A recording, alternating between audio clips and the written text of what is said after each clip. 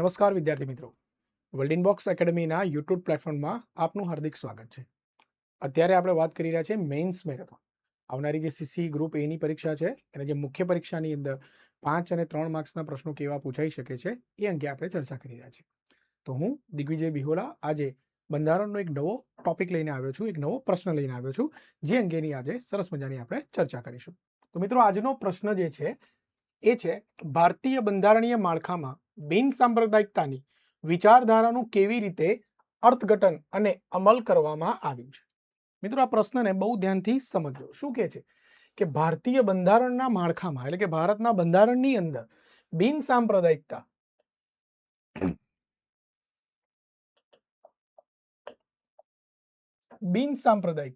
હવે બિન સાંપ્રદાયિકતા એટલે શું?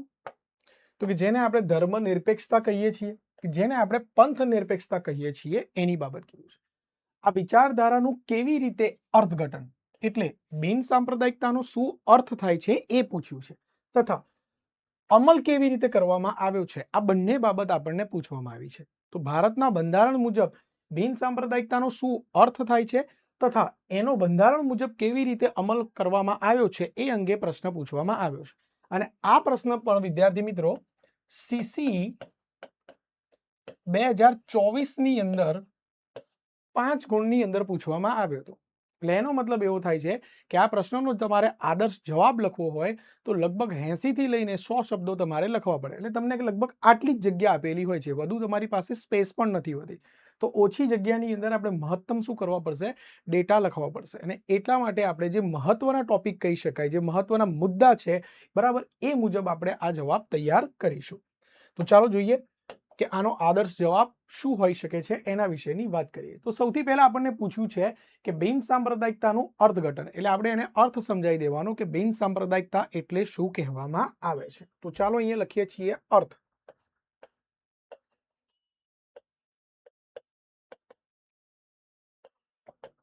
જે દેશમાં કે રાષ્ટ્રમાં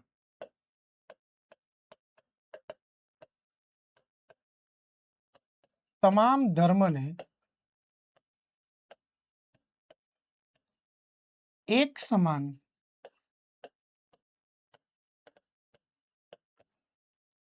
અધિકારો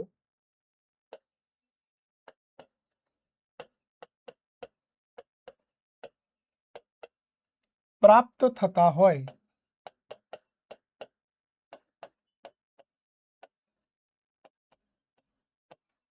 તેવા દેશને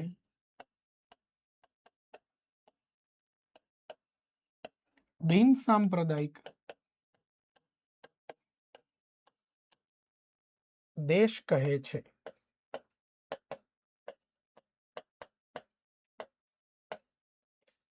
હવે કે જે દેશની અંદર તમામ ધર્મના લોકોને એક સમાન અધિકારો પ્રાપ્ત થતા હોય, એટલે કે એમના વચ્ચે કોઈ પણ પ્રકારનો ભેદભાવ કરવામાં આવતો ન હોય, ચાહે હિન્દુ હોય કે મુસ્લિમ હોય કે શીખ હોય કે ઈસાઈ હોય, જૈન હોય કે બૌદ્ધ હોય, બરાબર, તમામ ધર્મના લોકોને એક સમાન રીતે ભેદભાવ વિના તમામ અધિકારો આપવામાં આવે છે. આ જે વિભાવના છે એને જ કહેવામાં આવે છે બિન સાંપ્રદાયિકતા, જેને ઇંગ્લિશમાં આપણે સેક્યુલર કહીએ છીએ. એનું બીજું એક નામ છે ધર્મ નિરપેક્ષતા અને હજુ એક નામ છે જેને આપણે પંથ નિરપેક્ષતા કહીએ છીએ. હવે જો તમારે વધારે આની અંદર એડ કરવું હોય તમે કરી શકો છો કે ભાઈ ભારતની અંદર જે બિન સાંપ્રદાયિકતા છે એ પશ્ચિમી દેશો કરતાં કેવી છે? અલગ છે. પશ્ચિમી દેશોની અંદર જે બિન સાંપ્રદાયિકતા છે એ નકારાત્મક છે, જ્યારે ભારતની અંદર જે બિન સાંપ્રદાયિકતા છે એ કેવી છે? હકારાત્મક છે. એટલે કે અહીંયા ભારત દેશની અંદર તમામ ધર્મોને છે ને એક સમાન રીતે જોવામાં આવે છે, એક સમાન અધિકારો પ્રાપ્ત થાય છે. એટલે અહીંયા એવું લખી શકાય છે કે ભારતમાં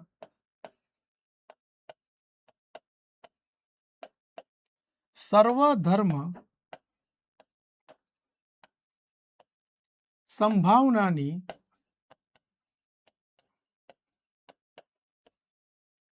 વિભાવના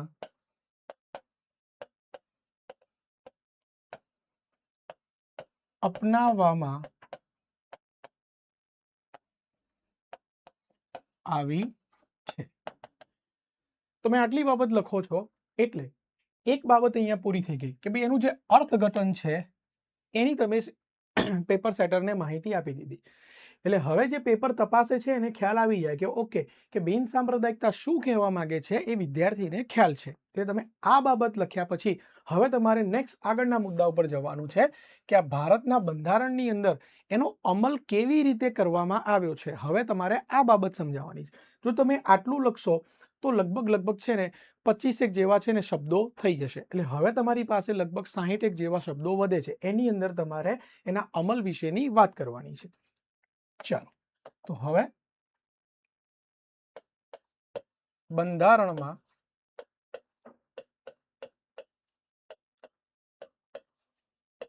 બિન સાંપ્રદાયિકતા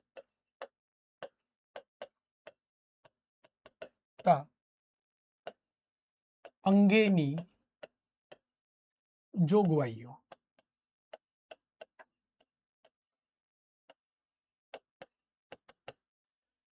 હવે આપણને એ પૂછ્યું છે કે ભાઈ બંધારણીય માળખામાં એનો અમલ કેમનો કર્યો છે. તો હવે આપણે એમને એમ કહેવાનું છે કે ભાઈ બંધારણમાં બિન સાંપ્રદાયિકતા અંગેની કઈ કઈ જોગવાઈઓ છે તો એ બધી પહેલા તમારે યાદ કરી લેવાની. તો તમને સૌથી પહેલા ખબર હોવી જોઈએ કે સૌથી પહેલા એની એટલે કે બંધારણની જે શરૂઆત થાય છે એ આમુખથી થાય છે. અને આમુખની અંદર જ એક શબ્દ વપરાયેલો છે, કયો? બિન સાંપ્રદાયિકતા. ક્યારે ઉમેરાયો છે? 1976માં. એના માટે એક સુધારો થયો છે, કયો? 42મો બંધારણીય સુધારો. તો કે ભાઈ 42માં બંધારણીય સુધારા 1976 દ્વારા આમુખમાં બિન સાંપ્રદાયિકતા શબ્દ ઉમેરવામાં આવ્યો છે. તો આ સૌથી પહેલી એની જોગવાઈ થઈ ગઈ. તો એના સબ ટોપિકમાં લખીશું 42માં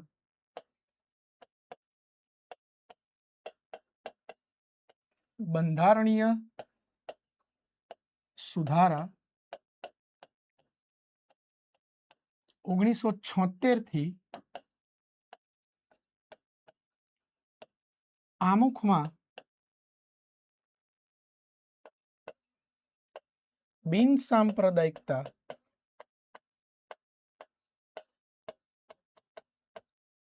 શબ્દ ઉમેરવામાં આવ્યો. એનો મતલબ એવો થાય છે કે ભારત દેશનો કોઈ ધર્મ નથી.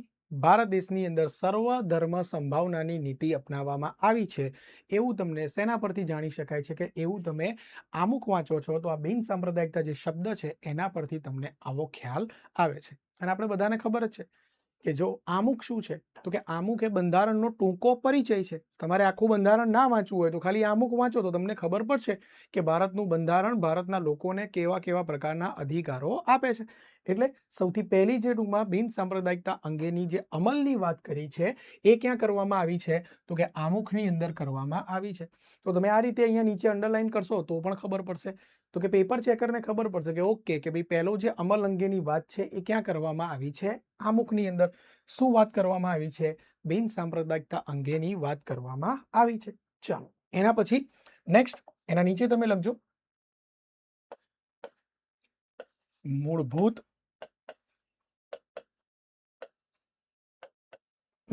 અધિકારો.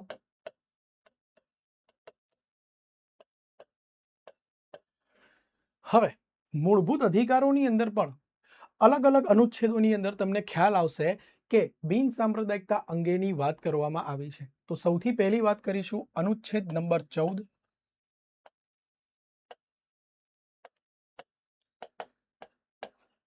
આ અનુચ્છેદ નંબર 14 ની અંદર તમે જુઓ શું કીધું છે? કાયદા સમક્ષ સમાનતા અને કાયદાનું સમાન રક્ષણ. હવે એનો અર્થ એવો થાય છે કે ભારતમાં રહેતો કોઈ પણ વ્યક્તિ એ ચાહે દેશી હોય કે વિદેશી હોય, આ તમામ લોકોને કાયદો એક સમાન રીતે લાગુ પડશે અને કાયદો તેમનું રક્ષણ જે કરશે એ પણ એક સમાન રીતે કરશે. તો અહીંયા પણ જો તમે જોશો તો પરોક્ષ રીતે તમને વિભાવના દેખાશે કે ભારતની અંદર કાયદો એ ધર્મના આધારે લાગુ કરવામાં આવ્યો નથી. તમે કોઈ પણ ધર્મના હશો, કાયદો તમને એક સમાન રીતે લાગુ પડશે. તમે કોઈ પણ ધર્મના હશો, કાયદો તમારું એક સમાન રીતે શું કરશે? રક્ષણ કરશે. તો અહીંયાથી પણ એવું જોવા મળે છે કે ભારતના બંધારણની અંદર બિન સાંપ્રદાયિકતા જે છે એ કેવી છે, અમલમાં છે. એના પછી અનુચ્છેદ નંબર 15.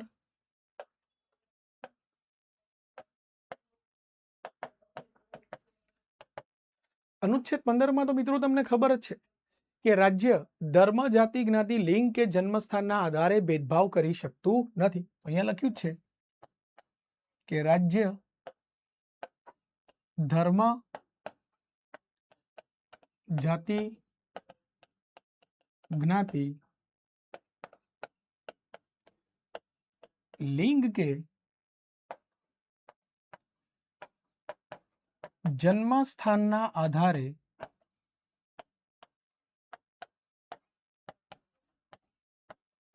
ભેદભાવ કરી શકે નહીં. અહીંયા પણ તો જો અહીંયા પણ બિન સાંપ્રદાયિકતાનો ખ્યાલ અહીંયા સ્પષ્ટ શબ્દોમાં કીધું છે કે રાજ્ય ધર્મના આધારે કોઈ પણ પ્રકારનો કોઈ ભેદભાવ કરી શકશે નહીં. એનો મતલબ જ્યારે રાજ્ય એટલે અહીંયા રાજ્ય એટલે અનુચ્છેદ નંબર 12 ની અંદર જે રાજ્યની વ્યાખ્યા આપવામાં આવી છે તે, એટલે માની લો કે સંસદ હોય કે કોઈ રાજ્યની વિધાન મંડળ છે, એ કોઈ કાયદો બનાવે છે, કોઈ નીતિ બનાવે છે, કોઈ નિયમ બનાવે છે, કોઈ રૂલ્સ બનાવે છે, બરાબર, તો ત્યારે એ ધર્મના આધારે કોઈ પણ પ્રકારનો ભેદભાવ કરી શકતા નથી. તો અહીંયા પણ તમને જોવા મળે છે શેનો અમલ જોવા મળે છે, તો કે બિન સાંપ્રદાયિકતાનો અમલ તમને અહીંયા પણ જોવા મળે છે. તો કે અહીંયા ધર્મના આધારે કોઈ પણ પ્રકારના ભેદભાવ કરવામાં આવતા નથી. એના પછી આપણે આગળ વાત કરીએ તો અનુચ્છેદ નંબર 25 થી 28. આ અનુચ્છેદ નંબર 25 થી 28 માં ભારતના તમામ નાગરિકોને અને જો કોઈ વિદેશી નાગરિક અહીંયા છે તો એને પણ, એટલે કે ભારતમાં રહેતા તમામ લોકોને ધાર્મિક સ્વતંત્રતાનો અધિકાર પ્રાપ્ત થાય છે. તો અહીંયા શું કહે છે કે કાયદાની મર્યાદામાં રહીને ભારતની અંદર રહેતા તમામ લોકોને ધાર્મિક સ્વતંત્રતાનો અધિકાર મળે છે. અને એ જે અધિકાર છે એ બિન સાંપ્રદાયિકતાનો જ શું કરે છે, એક ઉત્તમ ઉદાહરણ છે. અહીંયા કોઈ પણ ભેદભાવ કર્યા વિના મુક્તપણે સ્વતંત્ર રીતે કોઈ પણ વ્યક્તિ કાયદાની મર્યાદામાં રહીને એ કોઈ પણ ધર્મ પાળી શકે છે. આનું નામ તો શું છે, બિન સાંપ્રદાયિકતા. માનો કે તમારી ઉંમર 18 વર્ષ કરતાં ઉપરની છે, કોઈ તમારી સાથે જોર જબરજસ્તી નથી કરતું, તમે અસ્થિર મગજના નથી, તમને કોઈ લોભ લાલચ આપવામાં આવેલી નથી, બરાબર, આમાંથી કોઈ કારણ નથી, તમે એકદમ હષ્ટપુષ્ટ અને તંદુરસ્ત વ્યક્તિ છો અને સ્વતંત્ર રીતે તમારા ડિસિઝન લેવા માટે સક્ષમ છો. જો તમે એવા વ્યક્તિ છો તો તમે કોઈ પણ ધર્મ પાળી શકો છો, તમે ધર્મ પરિવર્તન કરી શકો છો. એ કેવું છે, કાયદેસર છે, બરાબર છે. તો એને શું કહેવામાં આવે છે, બિન સાંપ્રદાયિકતા કહેવામાં આવે છે. અને એની સાથે સાથે જો તમારે વધારે લખવું હોય તો તમે એડ કરી દો અનુચ્છેદ નંબર 29 થી 30. અહીંયા છે સાંસ્કૃતિક અને શૈક્ષણિક અધિકાર.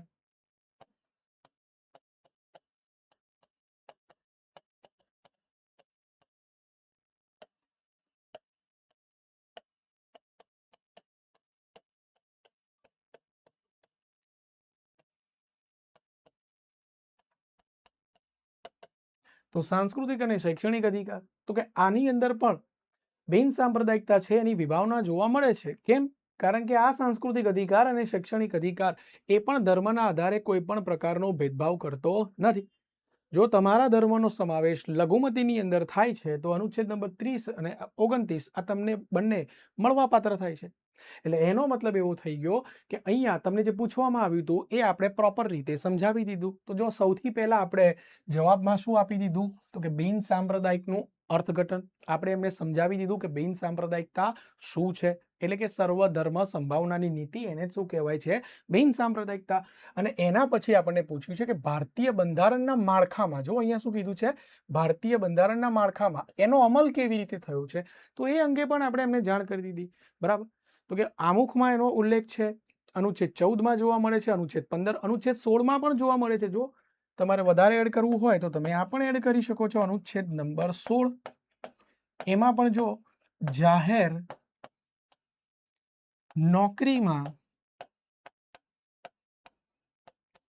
તકની સમાનતા,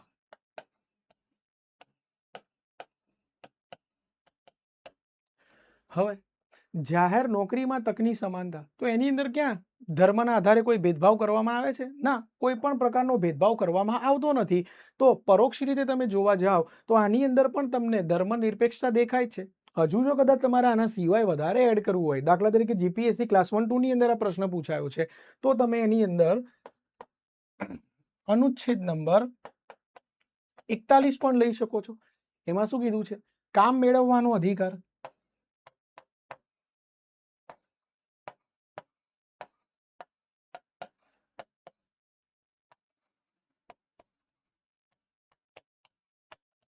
તો રાઈટ ટુ વર્ક, તો એની અંદર પણ ક્યાં કંઈ કીધું છે કે શું તમને ધર્મના આધારે કામ મળશે, કે તમે આ ધર્મના છો તો કામ મળશે, બીજા ધર્મના છો તો નહીં મળે? નહીં દોસ્ત, આમાં કશું નથી. રાઈટ ટુ વર્ક, તમે કામ કરવા સક્ષમ છો, તમારી કામ કરવાની ઈચ્છા છે, તો તમને એ કામ મળશે. તો અહીંયા પણ પરોક્ષ રીતે જોવા જાવ તો ભારતમાં બિન સાંપ્રદાયિકતા છે, બરાબર છે, એવું અહીંયા દેખાઈ રહ્યું છે. કોઈ પણ ધર્મના લોકો સાથે ભેદભાવ કર્યા વિના, બરાબર, એમને એ કામ મેળવવાનો પણ શું છે? અધિકાર છે. આ રીતે, બરાબર, તમારે વધુ એડ કરવું હોય તો મતદાનનો જે અધિકાર છે એ તમે એની અંદર એડ કરી શકો. ચૂંટણી જે લડવાનો અધિકાર છે તમે એ આની અંદર શું કરી શકો છો? એડ કરી શકો છો. તમારો જે સંપત્તિનો કાયદાકીય અધિકાર છે એ પણ તમે આની અંદર શું કરી શકો છો? એડ કરી શકો છો. બરાબર, તો તમામ બાબતો છે એ અલ્ટિમેટલી તો કોની સાથે જોડાયેલી છે? તો કે બિન સાંપ્રદાયિકતા સાથે જોડાયેલી છે. અને છેલ્લે જો તમારે નિષ્કર્ષ લખવું હોય તો નિષ્કર્ષમાં તમે એવું લખી શકો કે બિન સાંપ્રદાયિકતા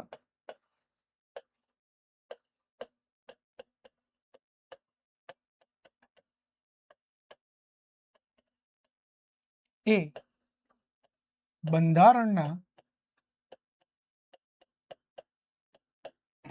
મૂળભૂત માળખાનો ભાગ છે.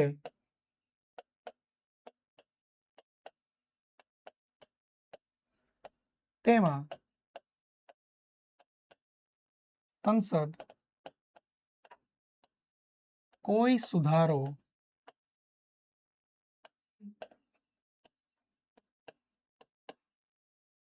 કરી શકતી નથી.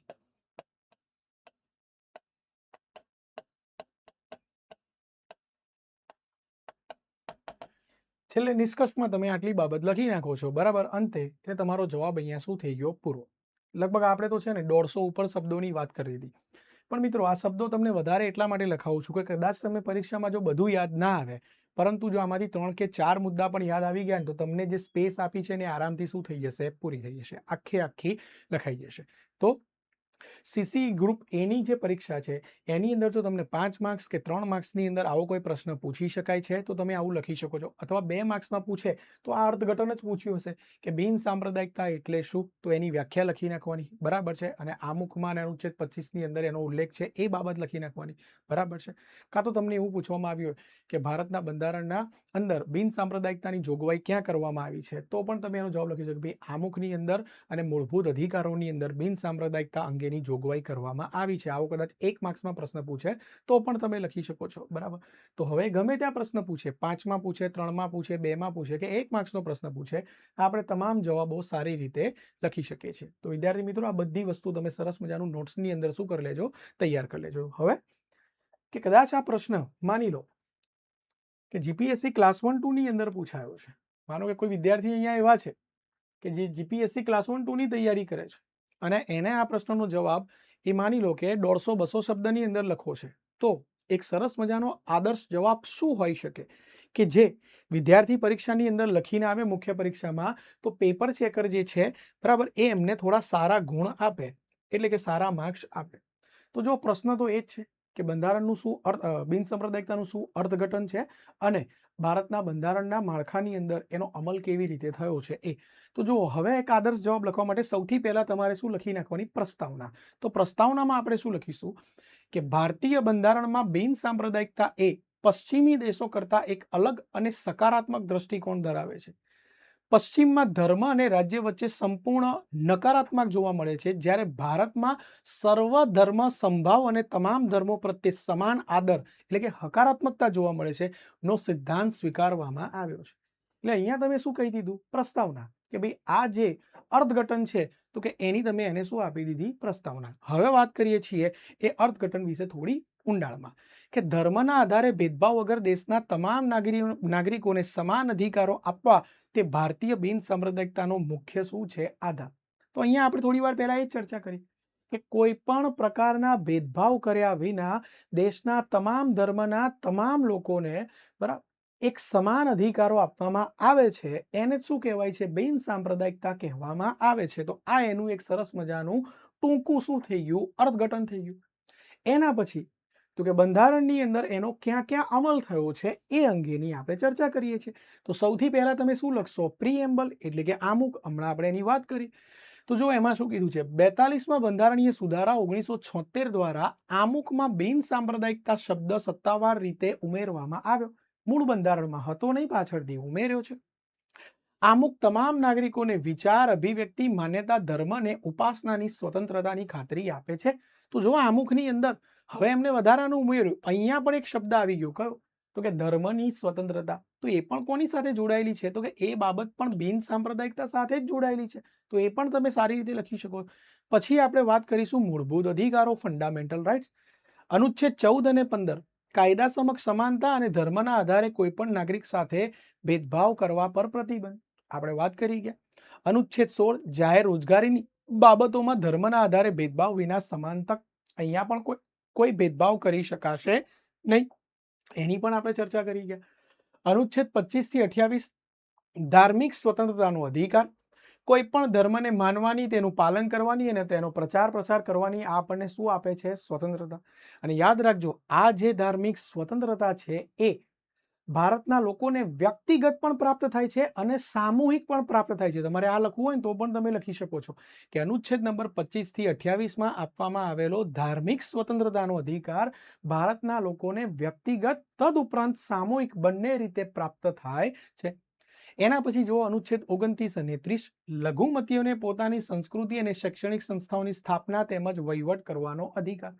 તો જે ધર્મનો સમાવેશ લઘુમતીની અંદર થાય છે એ પોતાની શૈક્ષણિક સંસ્થાઓની શું કરે છે? સ્થાપના કરે છે. પોતાના ધર્મ વિશે એ બાળકોને શું આપે છે? શિક્ષણ આપે છે. તો એ અહીંયા કોઈ પણ પ્રકારનો ભેદભાવ થતો નથી. બિન સાંપ્રદાયિકતાનો વ્યવહારિક અમલ અને સર્વોચ્ચ અદાલતની ભૂમિકા.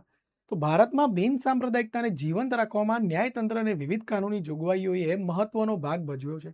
તો સૌથી પહેલું મૂળભૂત માળખાનો સિદ્ધાંત.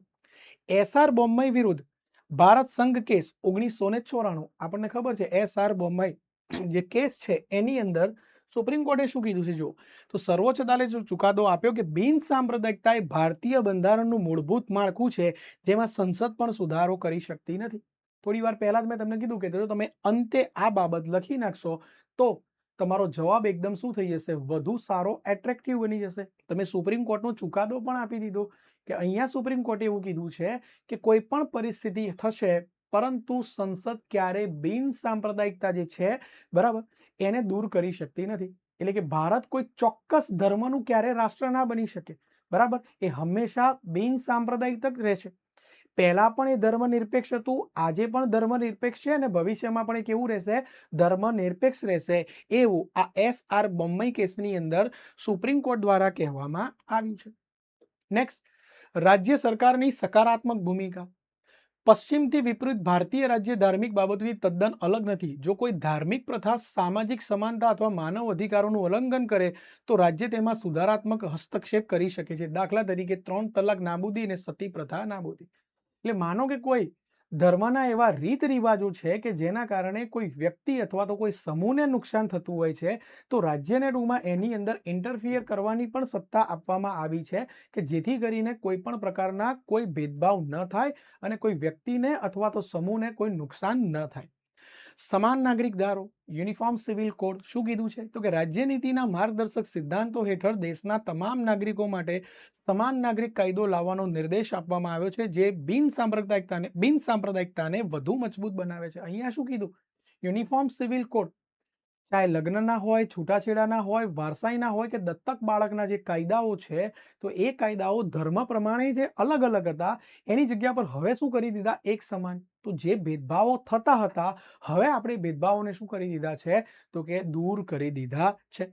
અંતે આપણે એનું એક નિષ્કર્ષ આપી દઈએ તો કે ભારતીય બંધારણીય માળખામાં બિન સાંપ્રદાયિકતા એ માત્ર એક કાનૂની શબ્દ નથી, પરંતુ ભારતની વિવિધતા અને એકતા જાળવી રાખવા માટેનું સક્ષમ સાધન છે. તે રાજ્યને ધર્મથી દૂર રાખવાને બદલે તમામ ધર્મોને સમાન સંરક્ષણ અને પ્રોત્સાહન આપીને ન્યાયી સમાજની સ્થાપના કરવાનો આદેશ આપે છે. તો તમે આટલી બાબતો મિત્રો લખી નાખો છો તો લગભગ તમે આ જોશો તો આ તો 300 કરતાં પણ વધારે કેવા થઈ ગયો શબ્દો થઈ ગયા. પરંતુ જો તમે આ આદર્શ આખો જવાબ તૈયાર કરશો, એને સારી રીતે ટૂંકમાં યાદ કરશો અને જ્યારે પોતાની જાતે લખશો ત્યારે તમે એને આરામથી 150 થી 200 શબ્દોમાં પણ લખી શકો છો. તો હવે આ પ્રશ્ન તમને ચાહે જીપીએસસીમાં પૂછાય કે સીસીઈની અંદર પૂછાય કે આવનારી કોઈ પણ પરીક્ષાની મેન્સમાં પૂછાય, તમે આ બધી બાબતો છે એની અંદર લખી શકો છો. બરાબર? તો મળીશું મિત્રો નેક્સ્ટ લેક્ચરની અંદર એક નવા પ્રશ્નની સાથે. જય હિન્દ, જય ભારત.